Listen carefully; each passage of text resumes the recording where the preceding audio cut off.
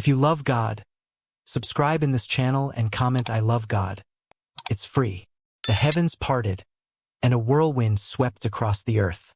The sky darkened, and fire crackled, lighting the way for the throne of the Almighty. It was a spectacle unlike anything anyone had ever witnessed. Amidst the storm, a voice called out to a man named Ezekiel, who had been wandering in despair, unsure of his calling. "Son of man, rise," said the voice, "for I have chosen you." Ezekiel had never claimed to be a prophet. He was a priest by lineage, but now, in the midst of this divine encounter, he found himself face to face with the very glory of God. Ezekiel was taken on a journey that no mortal could fathom. He saw the cherubim, for mighty creatures whose wings stretched to the heavens and whose faces were a fusion of man, lion, ox, and eagle. Surrounding them were wheels, intricate and filled with eyes, moving in all directions without turning. Above them, the radiance of God's presence filled the sky, and Ezekiel could barely comprehend the magnitude of what he was seeing. As he fell prostrate before the throne, the voice of the Lord broke through the silence. "You are my messenger. You will speak to a rebellious people, even if they refuse to listen." The message, though heavy, was clear. The destruction of Jerusalem was imminent, and God's glory would depart from his people. In the days that followed, Ezekiel struggled to come to terms with his calling. He had once stood in the temple as a priest, offering sacrifices and prayers on behalf of Israel. But now, as the exiles gathered by the banks of the Kibar River in Babylon, the world seemed a different place. Jerusalem was a distant memory, and the temple, the place where God's presence had once dwelled, lay in ruins. As Ezekiel sat among his people, listening to their despair, he felt a deep sense of hopelessness take root within him. Some of the elders still clung to the hope that God would deliver them soon.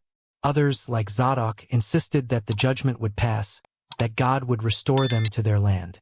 But Ezekiel's heart told him a different truth. Their punishment was far from over. Then, one day, the heavens opened once again. A fierce wind tore through the sky, and fire consumed the heavens. From the north, a storm of flames surged forward, and Ezekiel gazed into the heart of the fire. There, in the midst of the chaos, he saw the glory of God once more. It was a vision that defied human understanding. A throne of fire, surrounded by the 4 living creatures, their faces shining like the sun. The wheels moved alongside them, eyes upon eyes, a divine machinery beyond comprehension. Above it all was a figure that appeared like a man, yet his form radiated fire, and a rainbow of covenant surrounded him. It was the Almighty, and Ezekiel fell face down before him. God's voice boomed, shaking the very earth, "Son of man, I am sending you to a rebellious people. You will speak my words, even if they refuse to hear."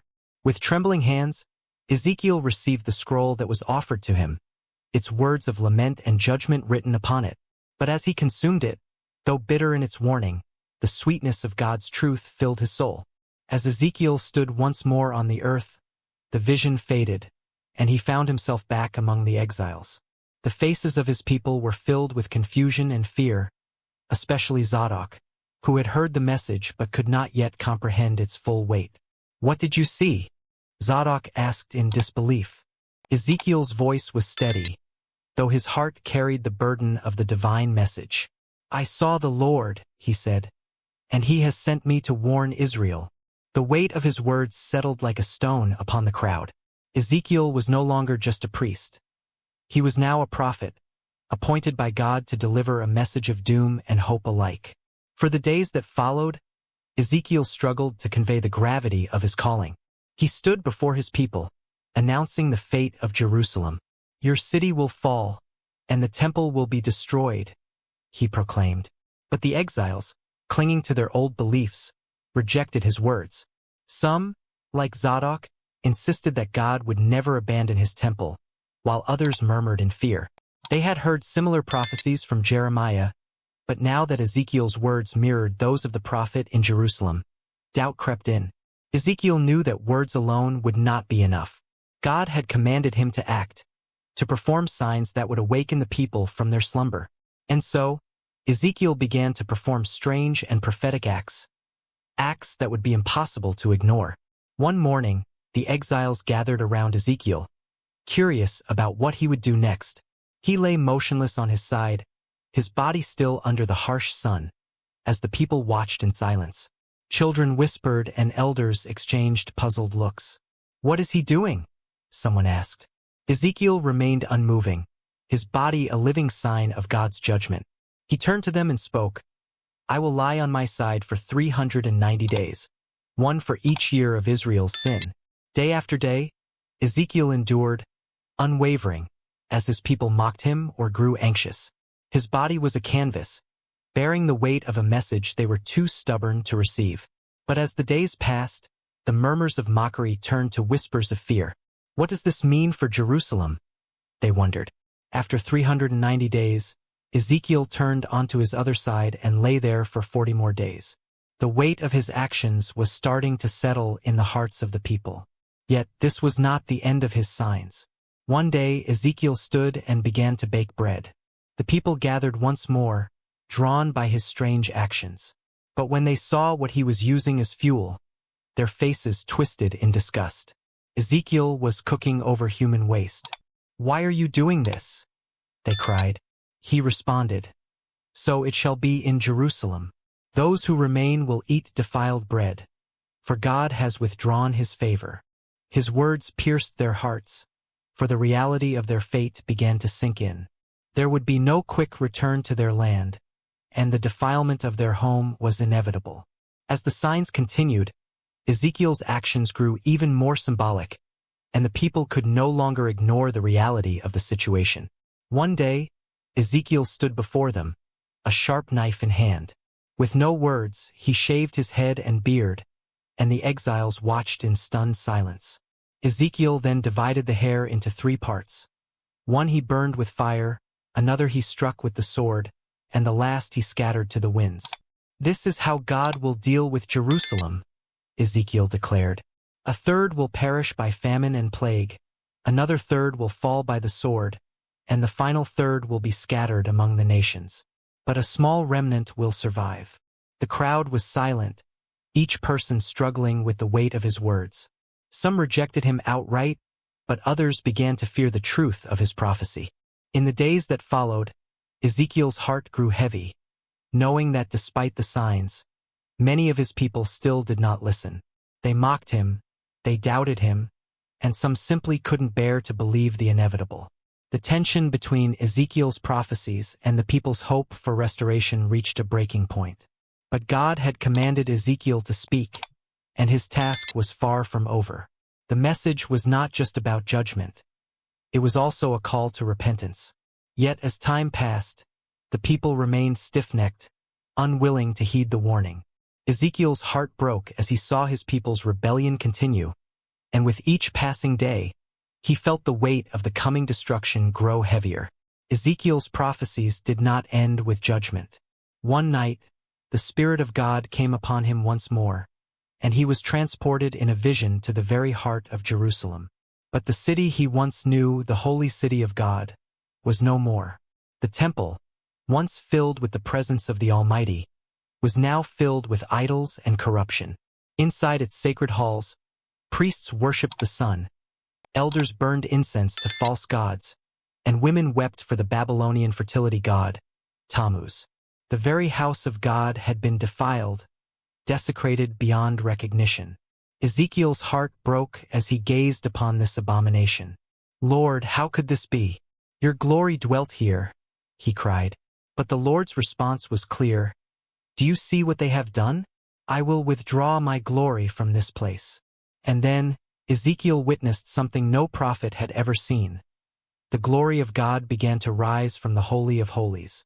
Slowly, it moved, passing through the temple gates and pausing as if giving the people one last chance to repent. But the people remained hardened in their hearts. And so, the glory of God continued to move, crossing the walls of Jerusalem and resting upon the Mount of Olives. There it paused once again, waiting. Yet still, the people did not turn from their sin. Finally, Ezekiel saw the unthinkable. The glory of God ascended into the heavens and vanished from the earth. "Lord, do not leave us like this," Ezekiel cried. But the judgment had been sealed. The people had sealed their fate with their rebellion, and the time for mercy had passed. In the days that followed, the inevitable happened. News reached Babylon that Nebuchadnezzar had marched against Jerusalem. The city was struck by famine, and its inhabitants, once prosperous and proud, now faced the consequences of their sin. The nobles, once powerful, perished in their homes. The priests, those who had led the people in worship, cried out to God, but there was no answer. As the final gate of the city was breached, the Babylonian army poured in, bringing violence and destruction. The temple, the very dwelling place of God's glory, was plundered. The altars were shattered, the bronze pillars smashed, and God's house was set ablaze. The flames rose high into the sky, consuming the city and marking the tragic end of Jerusalem. As the news of the fall of Jerusalem reached the exiles, a deep sorrow filled their hearts. Zadok, the elder who had once hoped for deliverance, stood before Ezekiel, tears streaming down his face. "It is true," he whispered. "God has forsaken us. Jerusalem has fallen." But Ezekiel, though his heart ached for his people, spoke with a quiet resolve. "Remember, Zadok," he said, "God did not forsake us. We forsook him first." The words hung heavy in the air, a reminder that their own rebellion had led to their destruction. The once glorious city lay in ruins, and the nation of Israel seemed to have been erased from the earth. Yet, even in this moment of despair, Ezekiel knew that God's plan was not yet finished. Though the city was gone, and the people were scattered, God still spoke to his servant. In the midst of their exile, Ezekiel was given a new message, one that extended beyond Israel. The surrounding nations, too, would face judgment for their sins. Ezekiel was called to prophesy against them, declaring God's wrath upon the nations that had mocked Jerusalem and rejoiced in its downfall. "Tyre, you who once stood strong, will be shattered like a ship in a storm," Ezekiel declared. The mighty merchant city would be no more. Days later, news arrived that Tyre had been destroyed, confirming the truth of Ezekiel's prophecy. But there was more. God's judgment would extend to Egypt, Ammon, Moab, Edom, and the Philistines, all those who had profited from Israel's downfall. God would bring them low, for he is not only the God of Israel, but the God of all nations. Ezekiel's heart grew heavy with the burden of these prophecies, but he knew that God's justice was necessary for the restoration of his people. Despite the fall of empires and the destruction of nations, Ezekiel's heart ached for Israel. His people were without a king, without a city, and without a temple. They were scattered among the nations, and many had lost hope. In the midst of this deep despair, Ezekiel dared to ask the question that no one else had the courage to voice. "Lord, have you cast us away forever?" But God, in his mercy, answered, "Son of man, I will show you what is to come." God took Ezekiel to a valley, but it was not just any valley. It was filled with dry bones. Countless bones, scattered and forgotten, lay in the dust, a picture of death and despair. "Son of man, can these bones live?" God asked. Ezekiel looked upon the lifeless bones, knowing full well that nothing in the world could restore them. "Lord, you alone know," Ezekiel replied, his heart heavy with the realization that the people of Israel were like these dry bones, dead without hope. But God had a plan. "Prophesy to these bones," he commanded. "Say to them, 'O dry bones, hear the word of the Lord. I will breathe life into you, and you shall live.'" Ezekiel obeyed, speaking the words God had given him. And something incredible began to happen. The bones moved, coming together as tendons and flesh covered them. Yet, even as the bodies stood before him, they remained lifeless. Then God spoke again. "Prophesy to the Spirit, say, 'Come, O Spirit, from the four winds, and breathe upon these slain, that they may live.'" As Ezekiel spoke the command, the wind blew across the valley, and the bodies were filled with life. They stood as a mighty army, alive and breathing. God's voice echoed through the valley. "These bones are the house of Israel. They say, our hope is lost, but I will bring you back to your land. I will put my spirit in you, and you shall live. Israel, though dead in their sin, would be revived by the power of God. Ezekiel watched in awe as the dry bones were transformed into living, breathing people, a symbol of God's promise to restore his people. God took Ezekiel to a valley, but it was not just any valley, it was filled with dry bones. Countless bones, scattered and forgotten, lay in the dust, a picture of death and despair. Son of man, can these bones live?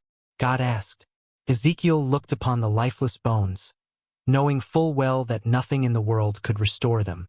Lord, you alone know, Ezekiel replied, his heart heavy with the realization that the people of Israel were like these dry bones, dead without hope. But God had a plan. Prophesy to these bones, he commanded. Say to them, O dry bones, hear the word of the Lord. I will breathe life into you, and you shall live. Ezekiel obeyed, speaking the words God had given him.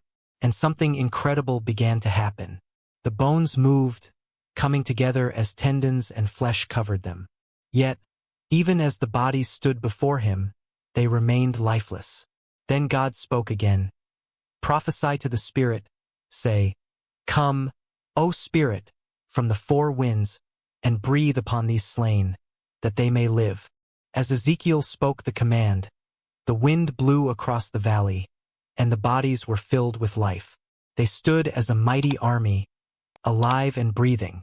God's voice echoed through the valley. These bones are the house of Israel. They say, Our hope is lost, but I will bring you back to your land. I will put my spirit in you, and you shall live. Israel, though dead in their sin, would be revived by the power of God. Ezekiel watched in awe as the dry bones were transformed into living, breathing people, a symbol of God's promise to restore his people. Ezekiel awoke from his vision, filled with a sense of revelation and awe.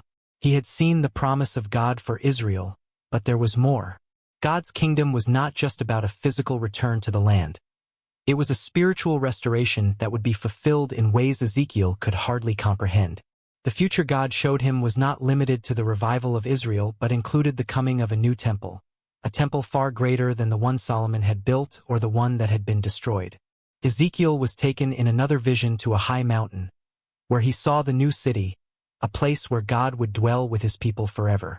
At its center stood a temple, not made with human hands, but perfect in every way, radiating the glory of God. Ezekiel's heart swelled as he entered the temple. Its courts stretched wide, its gates towered above him, and at the center stood the altar of God. It was a place of holiness, a place where God's presence would forever dwell among his people. Then, as Ezekiel stood in awe, something incredible happened. From the altar of the temple flowed a river, first a trickle, then a stream, and then a torrent. Wherever the river flowed, life sprang up. Deserts bloomed, trees flourished, and the seas teemed with fish. Even the Dead Sea, once a place of death, turned fresh. This river was no ordinary stream. It was the river of life, flowing from the very presence of God. Wherever this river flows, everything will live, God declared. These waters will heal the land, and wherever they flow, life will flourish. The river symbolized the restoration not just of Israel, but of the entire world, as God's life-giving presence spread across the earth.